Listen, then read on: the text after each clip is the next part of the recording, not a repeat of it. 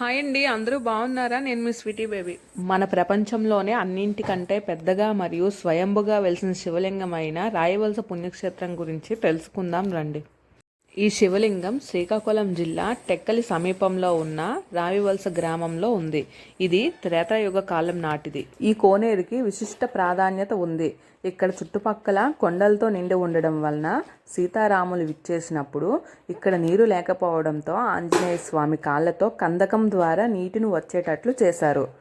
ఈ కోనేటిలో మొదటిసారిగా సీతమ్మవారు స్నానం ఆచరించారు కనుక దీన్ని సీతగుండం అని పిలుస్తారు. ఈ కోనేరులో ఎండాకాలంలో కూడా చుట్టుపక్కల నీరు లేని సమయంలో కూడా ఇక్కడ నీటి ఊట అనేది ఉంటుంది. ఈ కోనేరుకి గల విశిష్టత ఏంటంటే ఇక్కడ దేవవైద్యుడు అయిన సుశేలుడు ఉండడం వలన ఈ కోనేటిలో ఎవరైతే స్నానం ఆచరిస్తారో వారికి చర్మ వ్యాధులు అనేవి రావు.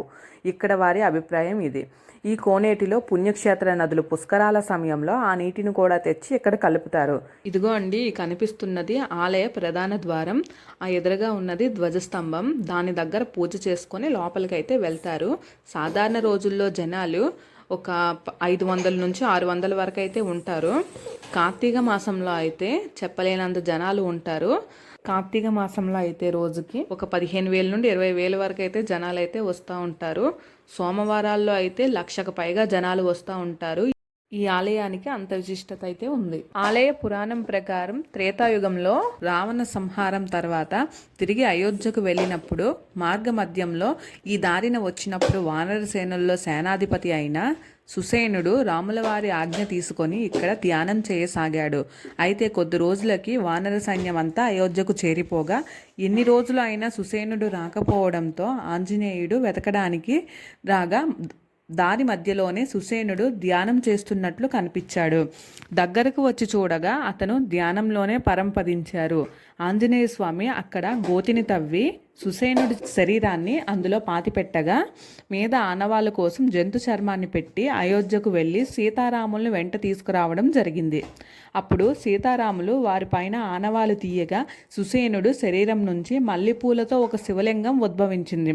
ఆ శివలింగాన్ని సీతారాముల వారు మల్లికార్జున అని నామకరణం చేసి పూజలు చేయగా ఆ స్వయంభులింగం అంతకంతకు పెరుగుతూ వచ్చింది.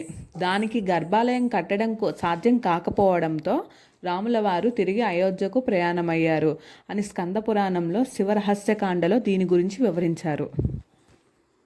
ఆలయంలోకి వెళ్ళగానే ఓం నమ శివాయ అనే నామస్వర్ణంతో అయితే మారుమోగిపోతుంది. ఆ శబ్దం వినటానికి కూడా చాలా ఆనందకరంగా అనిపిస్తుంది. ఇక్కడ పాదాభిషేకానికి అయితే 10 రూపాయల టికెట్ ఉంటుంది. శీర్షాభిషేకానికి అయితే 25 రూపాయల టికెట్ అనేది ఉంటుంది.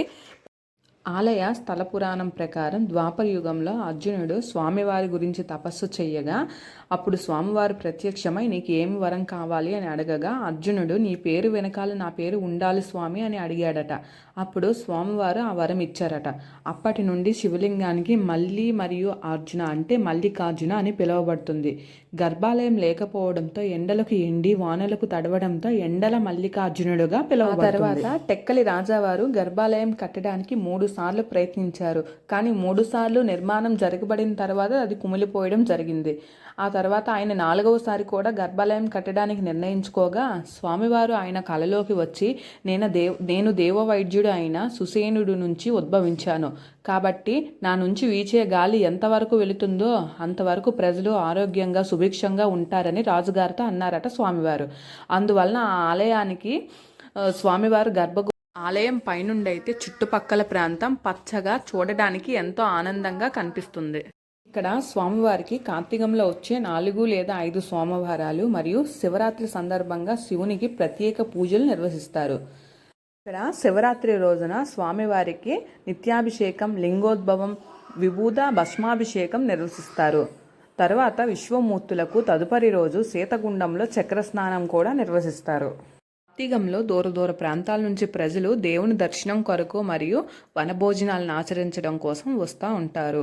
శివరాత్రికి అయితే ఇక్కడ ఆలయ కమిటీ వారు శివాష్టకం మరియు శివపురాణాన్ని కళ్ళకు అద్దినట్లుగా నాటక రూపంలో ప్రదర్శిస్తారు. ఇక్కడ ఆలయ ప్రాంగణంలో శివలింగానికి పక్కనే విఘ్నాలను తొలగించి వినాయక స్వామివారు మనకు దర్శనమిస్తారు. శివలింగానికి ఎదురుగా నందీశ్వరుడు ఉంటాడు. మనం ఏదైనా కోరికలు కోరుకోగానే నందీశ్వరుడు శివయ్యకు వెంటనే తెలియజేస్తాడని ఇక్కడ ప్రతీతి. విన్నారు కదండి రాయవలస ఎండల మల్లికార్జున స్వామి వారి విశిష్టతను. ఈ వీడియో కనుక మీకు నచ్చినట్లయితే లైక్, షేర్ అండ్ సబ్స్క్రైబ్. ఎండల మల్లికార్జున స్వామి వారి దివ్య ఆశీస్సులు మీ అందరికీ ఎప్పుడూ ఉండాలని కోరుకుంటున్నాను. Thanks for the watching. Next వీడియోతో మళ్ళీ కలుద్దాం.